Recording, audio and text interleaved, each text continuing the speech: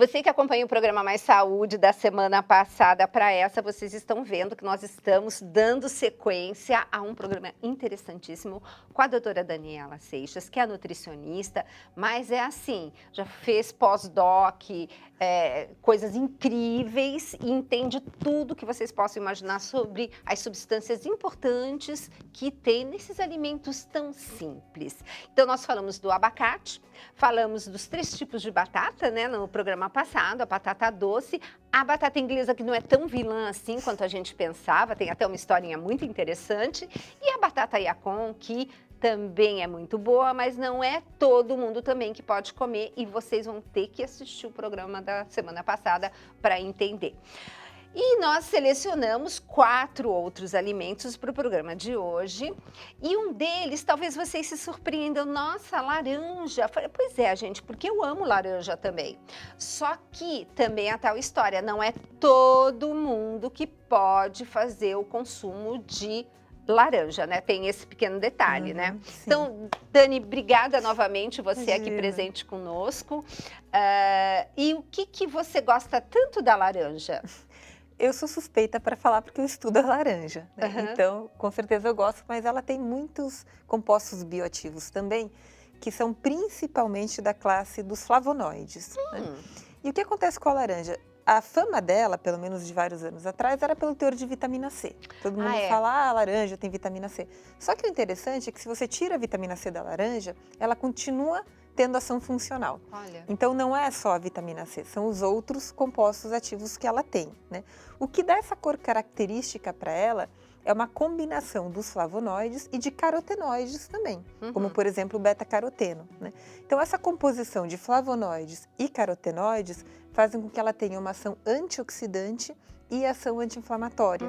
E eu gosto porque é um alimento fácil de consumir e barato, né? E tudo isso junto com fibras, se a gente consumir a laranja com bagaço, né? Lógico. Então ela tem um teor muito alto de fibras. Então tem uma composição de compostos antioxidantes junto com fibra num alimento de fácil acesso. Por isso que eu achei interessante colocar a laranja aqui. Muito. Né?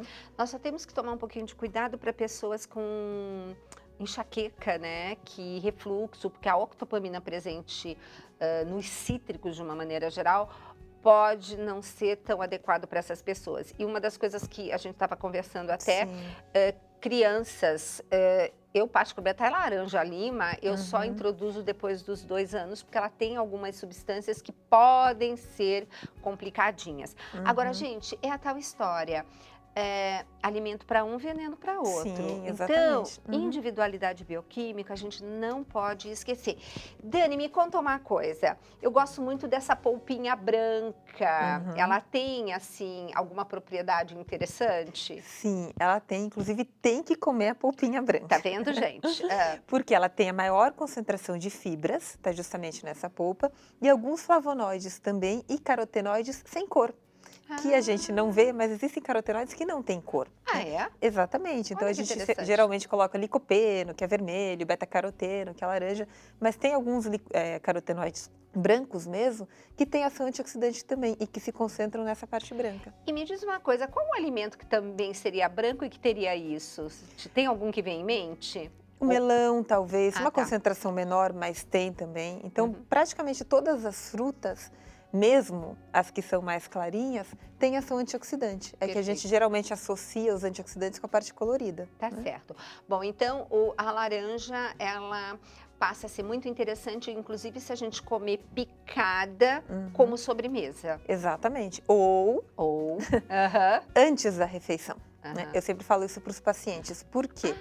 Esses flavonoides que ela tem inibem a ação de algumas glicosidases que fazem justamente a quebra do carboidrato para que ele seja absorvido.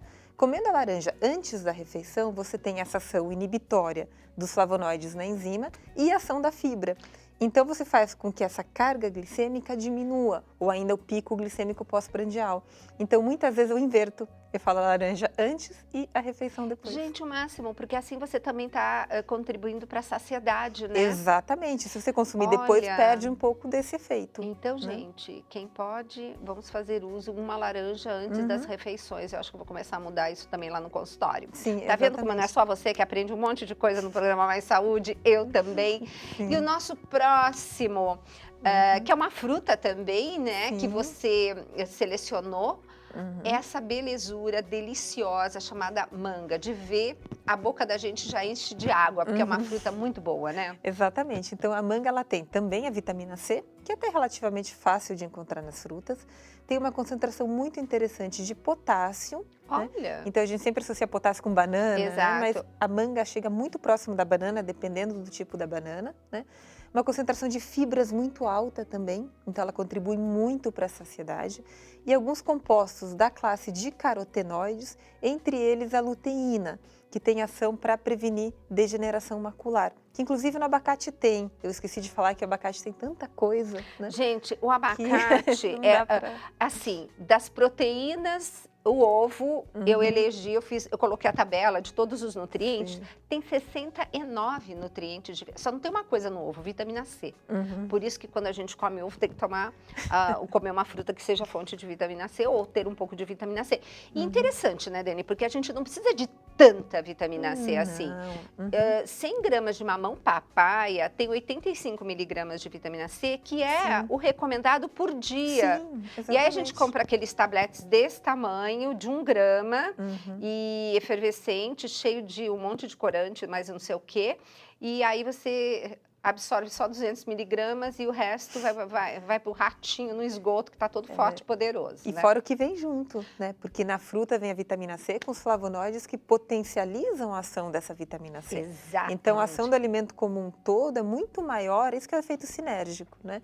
Do que cada parte isoladamente. Né? E é por isso que a gente fala que alimento é único. Sim. E ele vem perfeito na natureza. Exatamente. E a vantagem sempre de estar comprando e consumindo na época, né, Dani? Com certeza. E o mais próximo de onde ele foi produzido de você. Porque muitas vezes nesse transporte, até ele chegar no consumidor final, estocagem, temperaturas diferentes, ele perde uma parte muito importante dos citoquímicos. Então, por exemplo, os citoquímicos vermelhos, as antocianinas, são muito instáveis. Então, a temperatura um pouco mais alta, o tempo de armazenamento, faz com que isso vá progressivamente diminuindo. Então, quando você colhe isso e já consome, você tem uma maior concentração possível. Então, a fruta da época sempre é melhor. E, Dani, por exemplo, eu tenho sugerido mais aos meus pacientes que consumam frutas vermelhas e a gente tem optado pelas congeladas. Perfeito. É por causa disso. Não, e fora que tem congelada orgânica, gente. Exato. É só procurar o que vocês acham. Exatamente, mas tem estudos mostrando isso, que o congelado concentra mais justamente por isso. Ela é colhida e congelada imediatamente, então os nutrientes ficam ali. Né? Enquanto que no fresco, por essa questão do tempo, do transporte até chegar, uma parte vai se perdendo. Exato. Então, frutas vermelhas congeladas é uma opção excelente. Né? A luteína tem uma coisa também muito interessante, porque a degeneração macular, estou louca para trazer o professor Ruiz aqui para falar um pouco disso, é a maior causa de cegueira na terceira idade. E isso é uma coisa que a gente poderia estar, assim, investindo nesses alimentos. Sabia que eu descobri que só ser humano e macaco que tem mácula? Eu não sabia. Eu falei, gente, eu acho que realmente tem alguma semelhança ali. E aí, essa luteína que tem na couve, porque quando a couve vai saindo a clorofila, justamente o amarelinho que aparece é luteína. Sim. E a gente tá falando do professor Henry Okigami, né? Que também, um beijo, Henry, sempre tá aqui com a gente. Em um dos cursos de pós dele, ele trouxe uma pesquisadora espanhola para falar da luteína para a pele.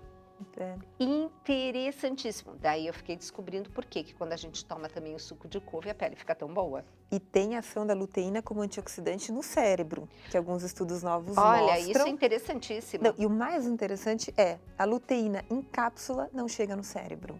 E a luteína que vem da matriz com o alimento, sim.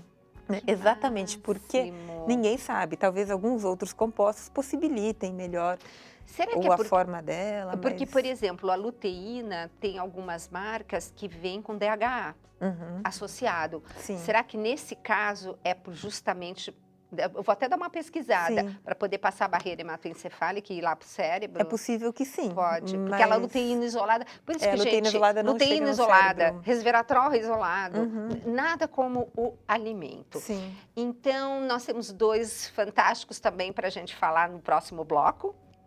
Mas eu quero aproveitar esses 2 minutinhos que ainda nos restam. Tem mais alguma coisa da manga que... tem alguma coisa que você lembre que talvez para algumas pessoas ela não seja boa por causa da terebentina, alguma coisa assim? Tem alguma coisa que você lembre? Não. Não que eu lembre agora. Tá, porque a não. Denise, ela comenta que para quem tem cistite de repetição, tá. a terebentina da manga, ela não seria tão interessante. Entendi. Então é aquilo que a gente fala, tem que ficar atentos.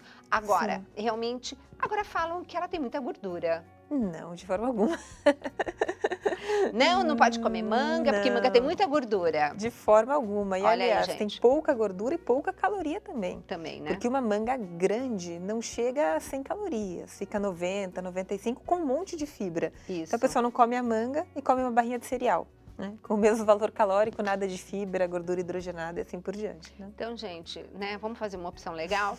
Então, nós estamos indo para o nosso intervalo, que, como nós sempre comentamos, não é propaganda, é na verdade, a divulgação da programação da TV Canção Nova, os nossos acampamentos, enfim, tudo aquilo que vai trazer tanta coisa boa na vida da gente, né? E para isso a gente conta com você. Então, lembrando que são pessoas sócias ou pessoas que nos mandam assim espontaneamente doações, que faz com que essa obra se mantenha e possamos ter, né, programas de tanta qualidade quanto esse. Bom, deixo vocês um instantinho aí com a programação, para vocês verem o que vai acontecer em breve na comunidade, e voltamos para fechar esse programa com a doutora Daniela Seixas, que nós vamos falar de 2 outros alimentos interessantíssimos.